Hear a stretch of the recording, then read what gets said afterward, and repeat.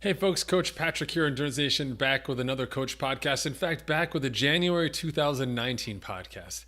Doing things a little bit differently this year in terms of doing some live video with you guys, as well as recording here on my podcast microphones here all up to speed.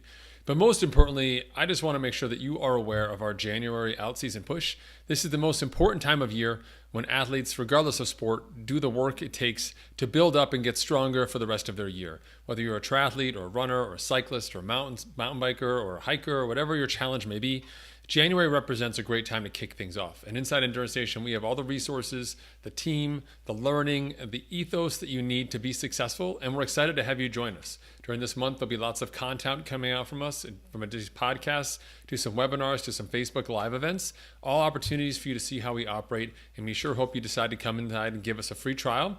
You'll be able to do that all the way through January 31st. And we close the doors, focus on the team, and get back to the business of making everybody who's here fantastic, awesome, and capable of achieving their personal best.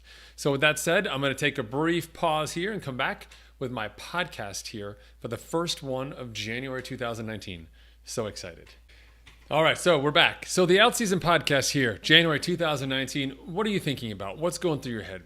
Well, the theme of this podcast is how winter training, specifically starting here in January, going through about February, March here in North America, is your secret weapon. And I say secret weapon because it takes me back to my days when I was in college and I was a collegiate rower. I walked on to the varsity crew team at Boston University in my sophomore year. I should say I walked on to the freshmen because you can't just walk on a varsity. They're phenomenal athletes. And quickly was thrown into a boat. I walked on late. I had no idea what I was doing, literally. But fell in love with the sport, fell in love with the hard work, being out there on the water and just pushing myself, having the camaraderie of a team, all the things that we enjoy here inside Endurance Nation, for example, I was able to experience on the water in the Charles with the Boston University crew team. I quickly learned that while I was fit, I didn't know how to really row. But I wasn't fit enough. I was fit by my own standards, but to be comparable with these amazing athletes, I had to do a great deal of work. And what I decided to do was to go back home over winter break. We had, like 2-3 weeks. I went back home, pretty much didn't see my family, locked myself inside the local YMCA, and did every form of exercise I could possibly do. I swam, I rode on the erg, I did weights in the gym, I did circuits, I ran, I did all manner of training. So when I came back 3 weeks later, I was significantly fitter and stronger. Whereas my counterparts had, taken a break, deservedly so, after lots of work at school and also on the water. I had continued to train. And the result was that I was further ahead fitness-wise. My fitness was so strong that it was hard to ignore the fact that while I couldn't row, I could certainly do a lot of work. And technique was something that I could continue to work on, but fitness can't be built in a night, but it can certainly be built over time and through hard work. And so similar to that concept, the outseason piece has expanded to where we use this time of year to get a leap on not just the competition, which I think is sort of asynchronous with our values as an endurance community. We're not out racing one another mano a mano, but we're out competing against ourselves. We want to be a better version of ourselves. In order to do that, we've got to set a course and we have to do the work. And the winter is a great time to do it. We take a lot of distractions off the table. There's not a lot of extracurricular awesome stuff to do. Sure, if you're a skier or snowboarder or some sort of winter sports aficionado, then perhaps you've got some things that you like to do. But for most of us, things kind of narrow down in the winter. We have less of a I'm racing or what's going on this weekend type focus and more of a, hey, I've got some time, an hour to 2 hours maybe to train. What am I going to do? And I'm going to get it done. So Endurance Nation created the Outseason. We started it back in 2007. So this is going to be our probably 12th season, 11th to 12th year of doing the Outseason. And it's a time when we focus our athletes, regardless of their discipline, on a core block of training designed to accelerate them to achieve last year's exiting levels of fitness. So what does that mean? What it means is, what I'm trying to accomplish is that if we know you exited 2018, for example, with run fitness of X or bike fitness of Y or whatever your main sport may be, whatever that level of fitness was, we have about 14 weeks after having had a break and some rest and transition. We have 14 weeks to use a strategic approach to training, which I'll talk more about in a second, to build your fitness up to those levels to get you ready to excel for the rest of the year. In other words, what took you 9 months to build last year, I'm going to try and get you there in just about 3 months, 3.5 months, which gives me 5.5 months to take that fitness and your performance to the next level. But the most important part of that equation is what we do here at the start, which is that out season period of time. Why is it the out season, you ask? I'm so glad you asked. It's the out season because we're not off. People call it the off season. When you're off, you go do other things. We're not off. We are on, always working, always doing something, trying to stay focused, trying to strike a balance between work and recovery and family and training. But the wintertime I can't think of the right word, is a great time to do that kind of work, right? So that's kind of what we're thinking about, and that's the framework of the out season, both historically speaking, but also on a macro level, why it's important to us as endurance athletes. So let me pause for a little bit and talk about some of the problems, the reasons why people need the out season. Hopefully this will sort of, ring a little bell for you guys, give you a little bit of sense of what it means to really consider the out season and why you should consider the out season. Okay, so number one here, in-season interruptions. This is by and far the most common, okay? So in-season interruptions means maybe you are an accountant, for example, and your March and April is a nightmare. And so no matter how well you train now, it doesn't matter because you're gonna have to take 6 to 8 weeks off and then you're gonna have to rebuild, right? Maybe you are a teacher, you're an educational professional and your year is stacked such that you've got great time to train, but lots of time not good for training or racing, right? Maybe you geographically live in a space that has issues. Maybe you have health issues or your spouse does.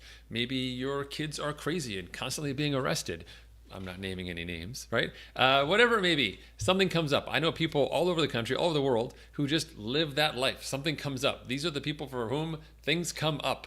If you fall in that category, if that's the way it is, then starting training early in the year is a huge material advantage for you, right? If you've got a mountain of fitness against which we take away a week or two because of an issue, a challenge, what have you, that's great. So you built yourself up and you had to take 2 steps back. We're still way higher than you were the year before. If you just wait and don't do anything, start training that traditional time frame when the weather comes around, things look nice in spring, and you start doing that basic work, and then you have that break that happens, inevitably, you will be significantly further behind. You'll be playing catch up right into your race, keeping your fingers crossed, hoping it's going to work out, right? So that's you. Things come up, out seasons for you, right? The second option for you guys, those early season injuries, what I like to call a ramp rate problem. What this is people who don't really focus in their training in the winter. They do fun stuff. They'll stay active, but I wouldn't say they're training per se. But then when they come to their season, they wake up, the weather's nice, they see people outside like, oh my God, that's right. I'm doing this marathon in like 9 weeks. I gotta do an 18-mile run this weekend. They go outside, they run like 6 on Tuesday, 6 on Thursday, and they run 20 on Saturday because they're like, I'm running. I remember the last time I ran, it was 5 months ago, but here I am, I'm running and I'm going to get out there and crush it. You can't really do that. You can't go from 0 to 32 miles in a week. Something's got to give, and typically it's your body. So if you're the kind of person who has a frequent occurrence of early season injuries, what you have is what I like to call a ramp rate problem.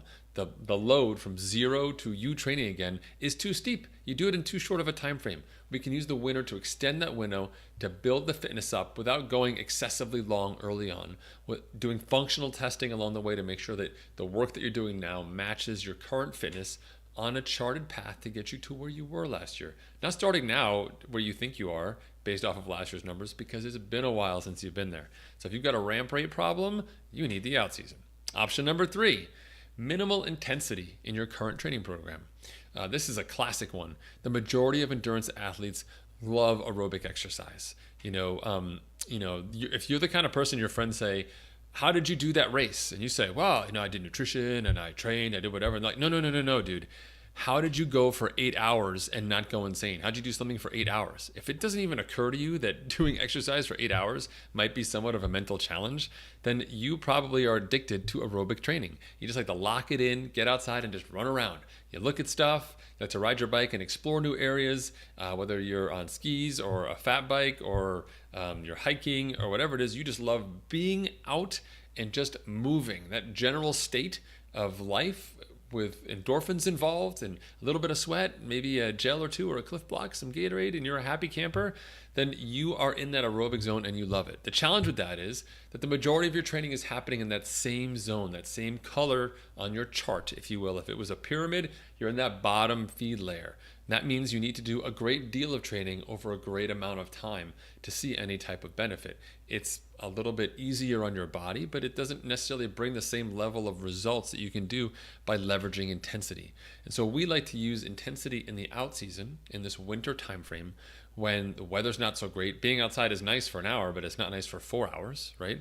My biggest complaint about it, not just because I get freezing cold hands from being outside, but also because I've got all that gear. If I go outside when it's 15 degrees outside and in this precipitation, I've got like 19 things to wash before tomorrow's workout. That's just a total nightmare for me. So I'd much rather condense that work down and use intensity, interval training, to make myself fitter and stronger, to have fun if I want to. I can go long on the weekends if I want to, in the middle of the day when I get a chance to wait till it's warmer, when I get a chance to explore maybe a new area or a different type of sport. Like in the wintertime as a family, we love to go do different hikings. Did a lot of rock climbing this weekend. That's super fun, outside, active, etc. But I'm still achieving what I need to achieve indoors on my trainer, indoors on my treadmill, indoors at the gym, doing the interval work I need to get stronger. So the out season for you, if you're someone who's addicted to those aerobic, just long hours, steady state all the time, no change, out season's for you.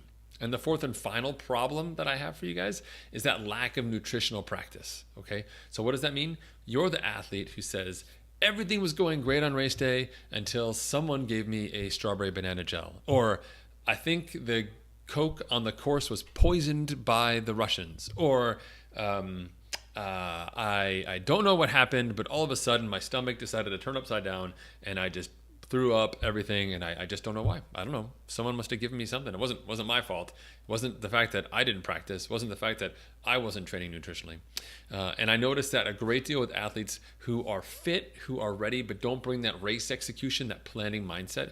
One of the easiest ways for us to chip away at some of the chinks in people's armor, the things that are holding them back from being successful, is by challenging them to think a little bit about elements like nutrition at a time of year when nutrition is not a major concern.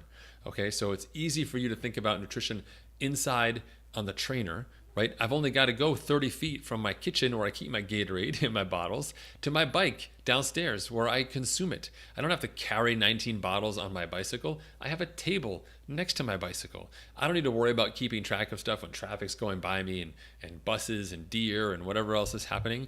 I've got a computer in front of me with a clock. It's very easy to tell. I can set timers, reminders. I can have 9 clocks if I wanted to. I can have someone call me and I can just talk to them every 15 minutes and remind me to eat or drink. Some people, Brian Hagan, need that kind of reminder. A little shout out there for Brian. But for everyone else, this is an opportunity for us to start to practice some of that nutritional resiliency and that nutritional expectation, right?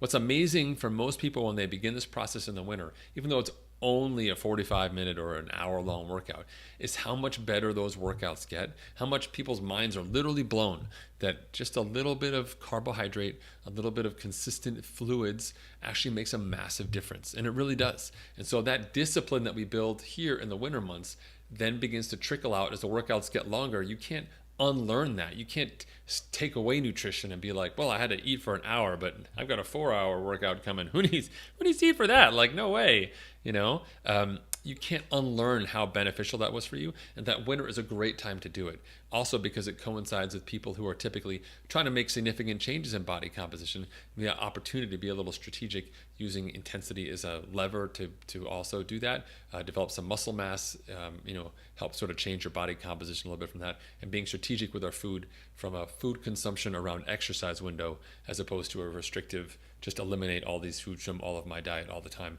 which is simple but not necessarily sustainable for people over time. We want you to think about becoming an endurance engine, and the winter time is the perfect time for that. Okay? All right. So what are some out-season goals? Now that I've talked about you, it's all about you, right? Now I've talked about you, let's talk about some of these sort of general out-season goals so you understand what it is we're trying to achieve, right? So one of the things we try to think about is a running milestone for people. And running is the easiest activity to do in the winter. Most endurance sports take some kind of running. If you're only a cyclist, skip this part, right? So like a running milestone is really simple. So for us, we think a lot about run frequency. So a good milestones for our athletes are going back last year, figuring out how many miles they ran all of last year, doing the daily average on that, and then setting in place what we call a run durability program to start chipping away at that number and raising it a little bit more this year, right? So people just want to run 25 miles a week because they remember finishing last year at 25 miles a week. But if they go back and do the math on their average for the year, they actually average like 14. So let's start at 16 for the first 4 weeks. Then we'll go to 18 or 19 in the next 4 weeks. Then we'll get ourselves up to 22. And soon we're chipping away at 22, 24, and we're fundamentally changing the game on that weekly mileage that you set out last year. And we're doing it in a way that's sustainable and allows you to build up over time. That's an easy one, like a running milestone. Another simple milestone that we like to use is on the bike side, which is that bike fitness. So for many athletes on the team who train with power, having a power number, or what we call our functional threshold power, is an easy number to target. We can take that number and say, this is my number last year. This is where I'm at now. I've got 14 weeks to go from here to here. If you don't have a power meter, we can do things like heart rate testing, or we can do the functional test where you look at distance.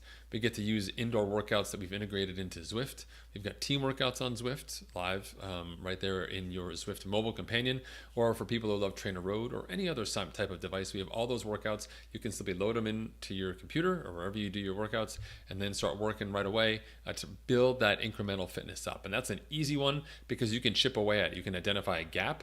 Last year finish, up here, this year currently after rest, totally normal to have a bit of a delta, and then how you're going to work your way up to that level.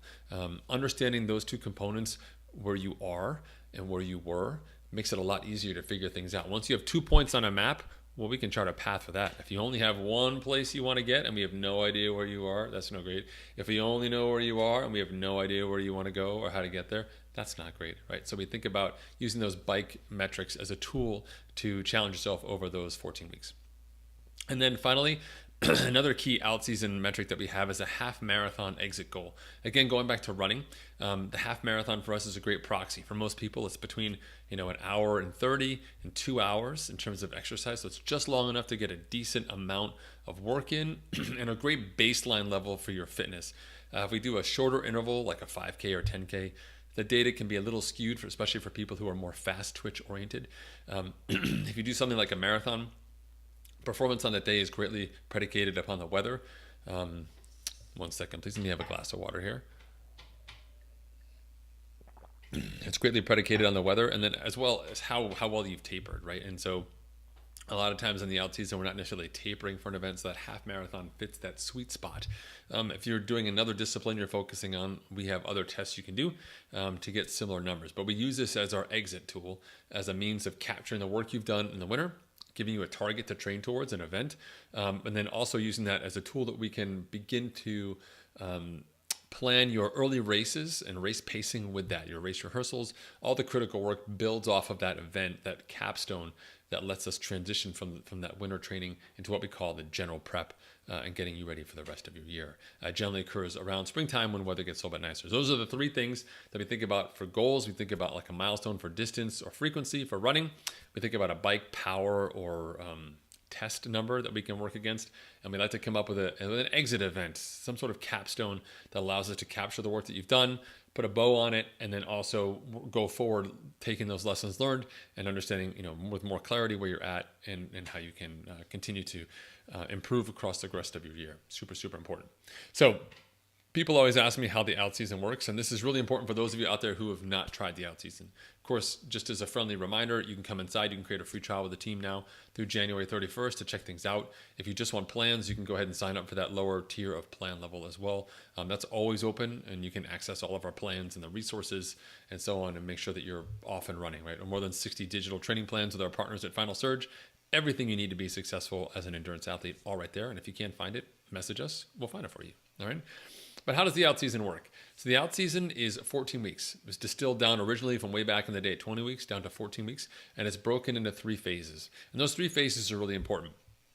Each one involves 4 weeks of work and then 1 week of rest. So we go in phase 1 is 4 work, 1 rest. Phase 2 is 4 work, 1 rest. And then phase 3, that's 4. We've got 4 weeks left. We do 3 weeks of work and then 1 week of test. And that testing depends whether you're going into something like that half marathon or that exit event or you're not. Sometimes people have their events a couple weeks later. Maybe it's a little bit earlier depending on your local schedule, or maybe you've picked something else. Whatever the situation may be, if you're on that team level, we can work with you in a one-on-one capacity to make sure that you have everything you need to be successful in that regard. But each of these phases has a purpose, and each phase is built off of your focus of your plan. So we have a run focus plan and we have a bike focus plan. So depending on what you're working on in terms of that sport focus, you're going to pick up a different level plan. Each plan has workouts in it that have different ability levels. So you may be a beginner runner, but an advanced cyclist. In that case, you can do the beginner run workouts and the advanced cycling workouts all within that same plan. It's all right there. And those workloads are customized off of your personal training that you do in that first week. And so all that comes together to create this closely organized, well-knit plan that builds your fitness incrementally, allows you to rest and test again to recalibrate, and then we move up across the course of the out season. Okay.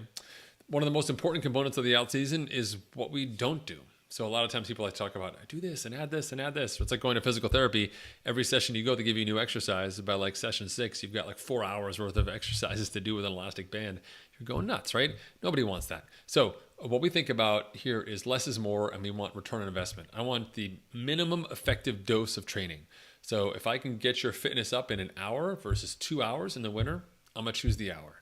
When it's nice and gorgeous outside and you have a chance to go ride somewhere new, let's go 2 hours. But now, freezing, 15 degrees, ice on the roads, let's go an hour, right? Let's make you stronger. So in the wintertime, we eliminate a lot of stuff we don't need. So from a multi-sport perspective, we eliminate parts of your sport that you don't need. So for triathletes, we eliminate swimming. We just don't recommend swimming. It's there. You can add it back into your training plan if you happen to be such a poor swimmer that you need it. Some people are social swimmers. They need that kind of stuff. We can talk about that inside the team. But for the most part, we try to eliminate that, and we focus on the low-hanging fruit, the parts of your discipline that are the most important.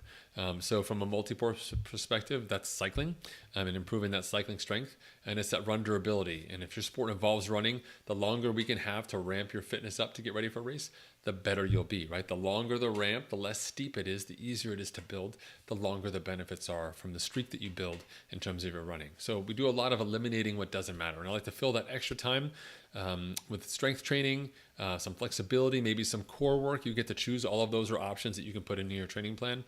The idea being that if we can invest 3 months of doing that work now, you don't necessarily need to sustain that for the rest of your year. You can transition some of that time, shuffle it around so you can spend more time outside. So, going from a 2-hour ride to a 4-hour ride, normally you'd really have, maybe some discomfort in your back or just your shoulders, etc. We do that strength training in the winter now when our general time is low, so you have bandwidth for the strength. So when you do transition outside, we replace that strength training time with more cycling, but your body's ready for it. You're ready to handle that load.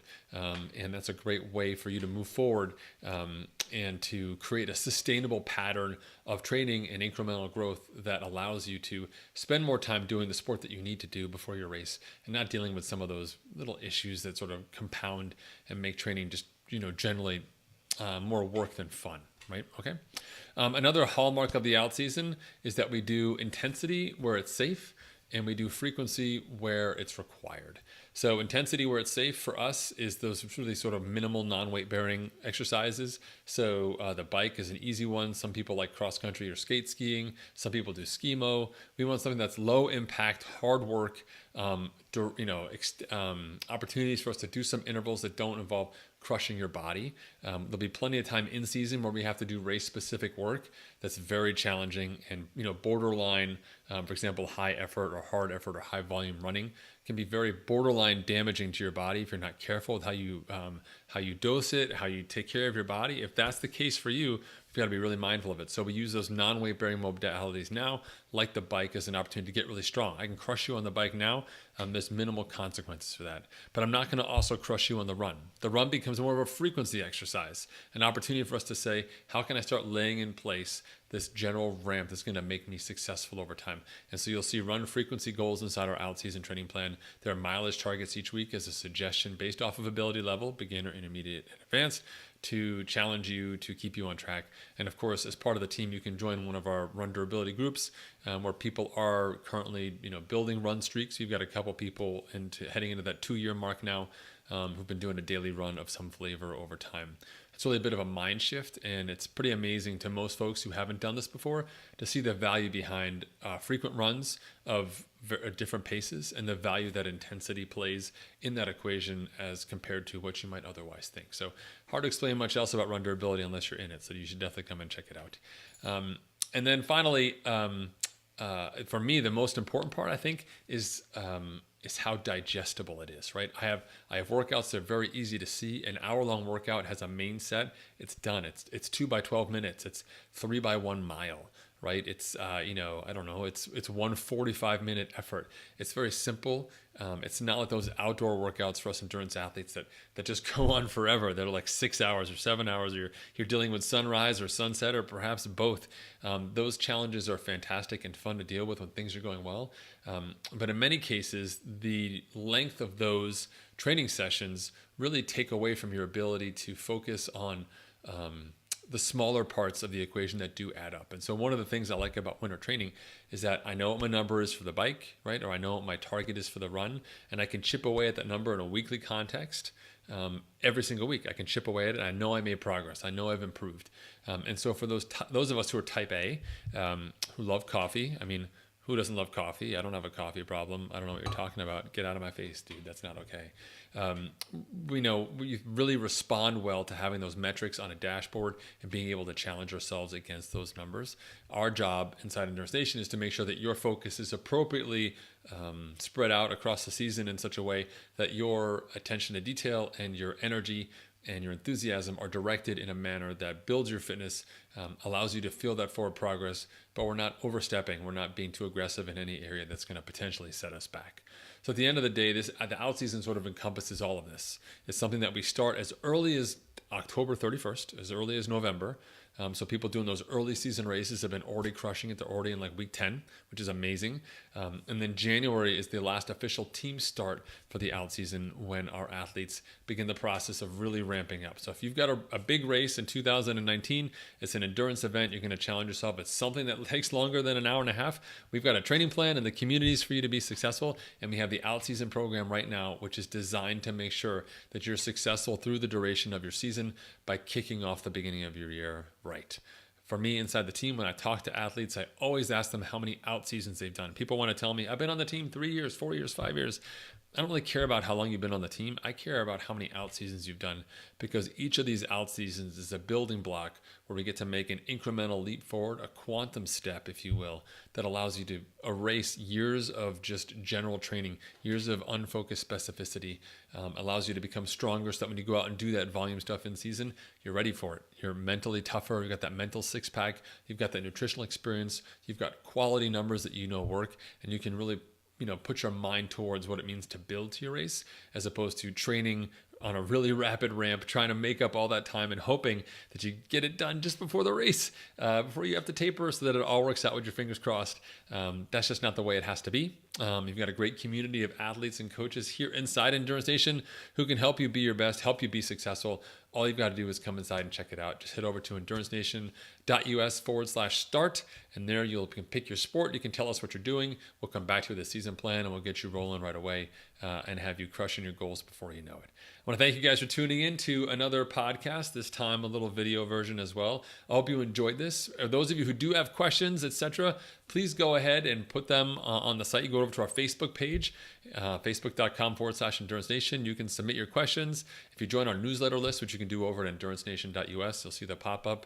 You can submit your questions to me, and I'll answer them here in the podcast, making sure that you have the most up-to-date information and you get a better understanding of where we're at and how we can help you achieve your goals. Thanks again, folks. I look forward to seeing you guys next week in a new podcast. See ya.